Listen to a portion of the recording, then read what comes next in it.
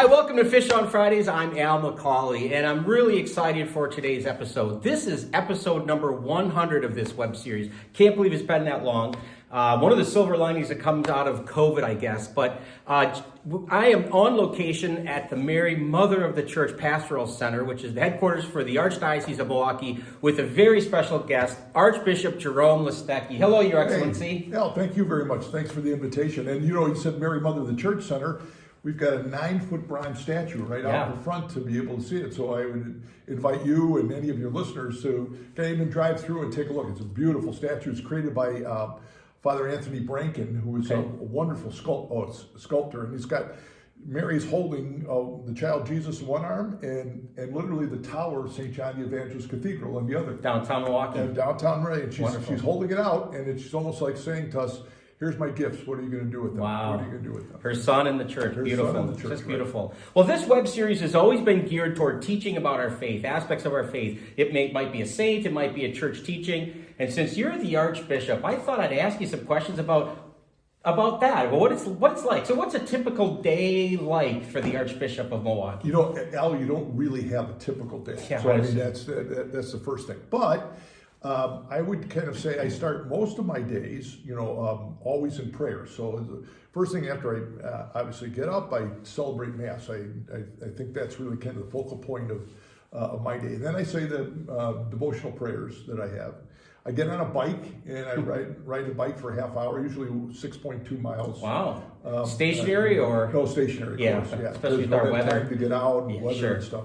So then basically there's breakfast, and then I start the day. And some days it's meetings, individuals who want to see. When I say there's no typical day, the reason I say there's no typical day is because one, with 190 plus parishes, you don't know what needs to be addressed and encountered.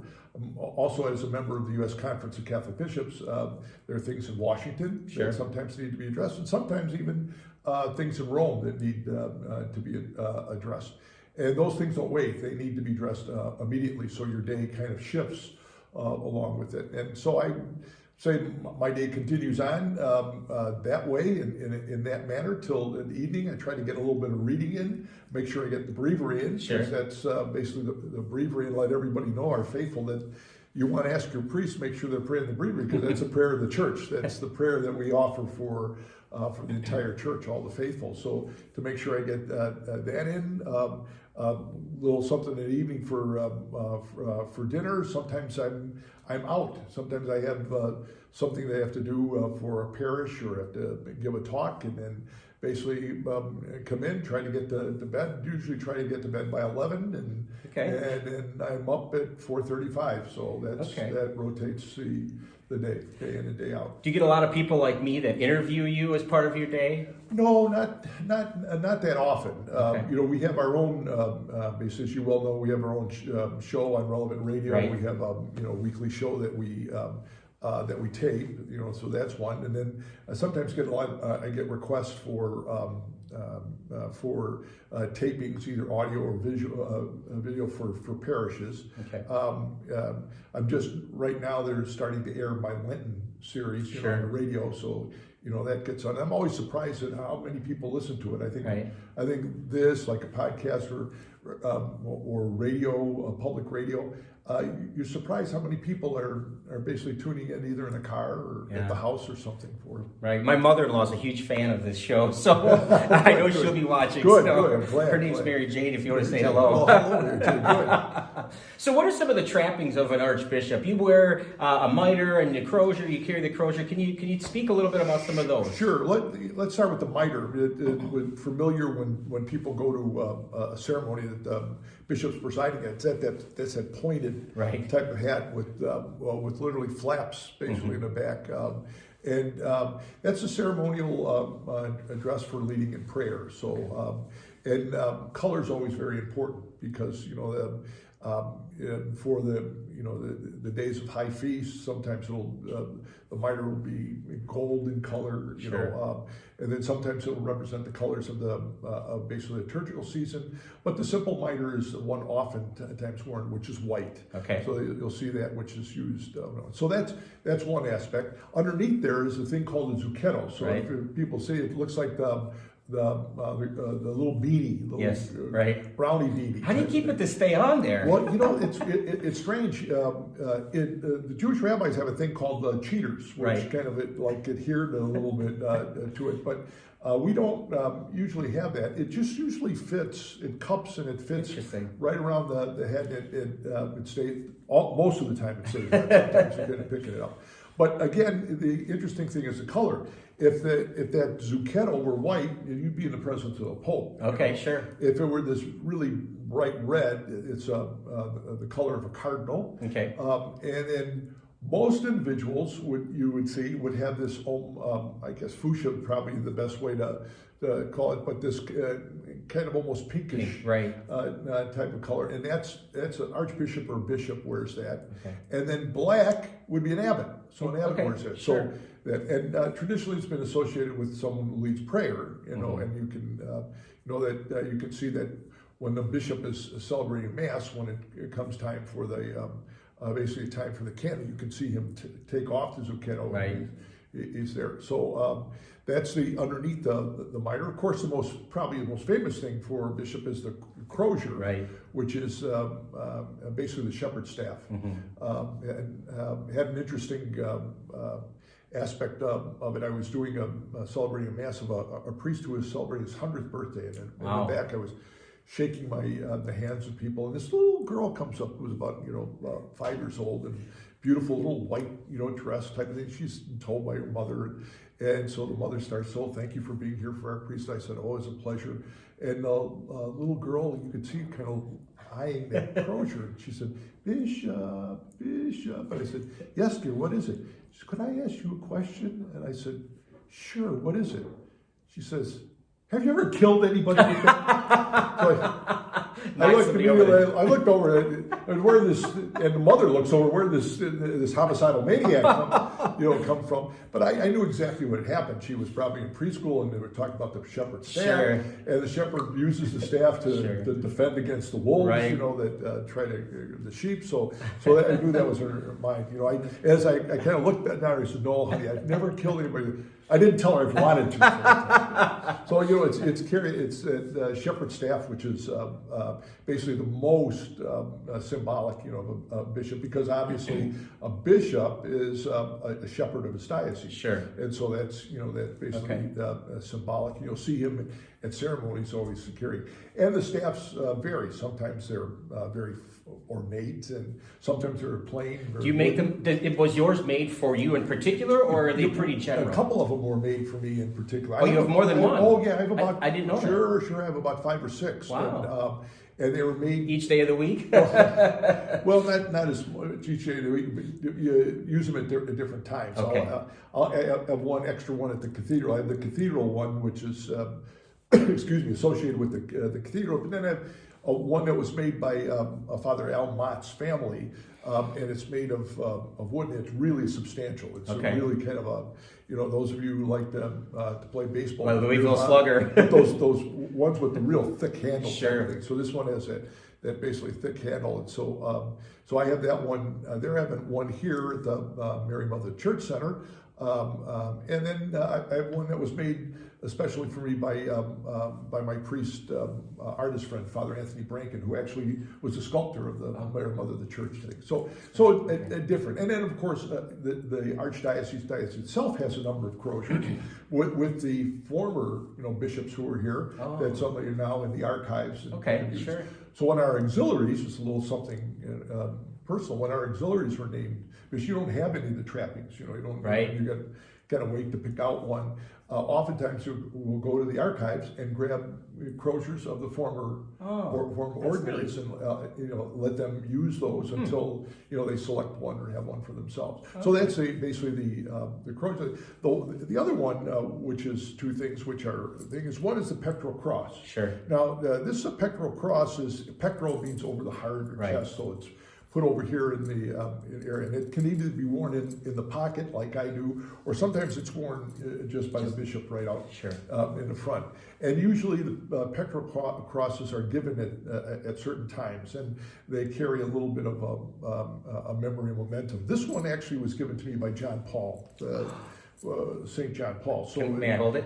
Wow. Sure, it was given to me by John Paul. So that's one that I wear all the time because I'm a John Paul bishop. I was made a bishop by and it's got his insignia there. I'm going to put that up there real close so you can see that. Coat of arms on the bottom right. Oh, neat. So, that's really nice. So so basically I'll wear that, and in the ceremony, for the most part, most bishops will have a pectoral cross, but it'll be much more ornate, and it'll be worn right on the front of their chasuble. Now, the other aspect of it is the ring. So a bishop wears a ring. He's married to his diocese. Okay. So that ring is very symbolic, and it can be very ornate. It can be on the inexpensive side. This one's fairly inexpensive, but it's given to me by one of my classmates, so I hold it with a great deal of endearment. Now, the difference when you're an archbishop in your province is you get to wear a thing called a pallium. Right. And a pallium is basically a collar overlay that has ornate pins to them. It used to be literally pinned to the chasuble, but whereas the one side does not have a pin, and on the right side, because that's what the bishop uses to think, but they used to pin it. But now they don't. It's used as an ornamental design, and so the pins are just placed in. But when I say collar overlay, it's made from lamb's wool. And so the sheep are shorn, and then the sisters, the Ignatian sisters in Rome, actually fashion the collars that are given by the Pope to the new bishops, to the new archbishops in the world. That's on the Feast of St. Agnes, right? No. Is there a connection to that? The Feast of St. Agnes, you come over and they give they bring the palliums over to be placed at St. Peter's. Okay. But the usual day is the Feast of St. Peter. Okay. So on the 29th of June. So I went over and received the pallium from Pope Benedict with, I think at that time it was 38 other archbishops in the world that can go forward and have the pallium placed on them by the Pope. Wow. So what was it like meeting? You've met several popes, obviously. What's it like? I've met, obviously, John Paul a number of times. So it was a great pleasure. You knew you were in the presence, and I would hold to maybe it's the greatest figure of the 20th century. Right. I certainly could make the case. Oh, yeah, for that. definitely. For what that man went through, what he meant to the church, his 26 years. Historic times in the world, right, too. And such an imprint, that he left for the church in his writings and his, we're very fortunate to have had, the effects of John Paul. And then, of course, there was Benedict. And Benedict, maybe individuals will know this, but, he has to be considered one of the greatest theologians of this era. So, his writings are typical German, so concise and so ability to be able to get in. And there, he was always depicted with a kind of a sense of coldness, but he was a tremendously pastoral individual, really a loving individual. And of course, then there's the gregariousness of Pope Francis. He's out there and he's engaging individuals, and it's you're like with your long lost pastor when you're there. And I had the pleasure of the last group meeting where we just about every 6 years you have a meeting with the Pope. You're called to Rome and you give a report called the Not Limited. And so you give this report to the Pope about the status of your diocese or archdiocese. And so we gathered together in a room there. And each one we met differently. With John Paul, it was very interesting. We met as I was an auxiliary bishop at the time, and we met as a cluster from the Archdiocese of Chicago. When I was when we met Pope Benedict, I was leading the province. So all the bishops of the province came in to see him together. Okay. And then when I was with Pope Francis, the bishops of the region all came in together. Wow. But the interesting with Pope Francis, he was late arriving, but he says, "I've got all the time in the world." And my gosh, the guy spent like 2 hours plus with us. He just sat there, answered any questions, that type of thing. So it's always a special event to meet the Pope. It's always really exciting. Imagine. And people say, "Oh, you must meet the Pope all the time." Well, I don't meet the Pope all the time. But when you ever send him a text message or anything like that? No. So when we had an opportunity to be in his presence, it's wonderful. You can see how heartfelt he lives his papacy. Okay, I have to ask you one more question. Sure. This web series is called Fish on Fridays. Do you have a favorite fish fry? Now come on, judiciously, if I pick one, I know, the multitude that I would have. So do you like fish fries? Just generally speaking. I'm not much of a cod person, but I love perch. So fine with so.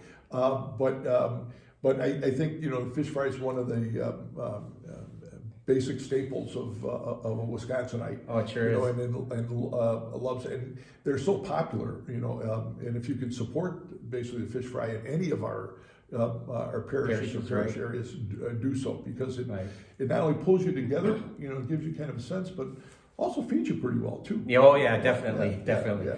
Well, I appreciate the time you spent with me, Archbishop Listecki. Thank you so much. You're welcome. This is great. I'm really happy to celebrate 100 episodes with you. Great. I want you to follow us on Facebook, follow us on YouTube, and keep watching every Friday for more Fish on Fridays. Until next time, be good to each other, and God bless. God bless. Thanks a Thank lot. you. Thank God you. Bless. Thanks.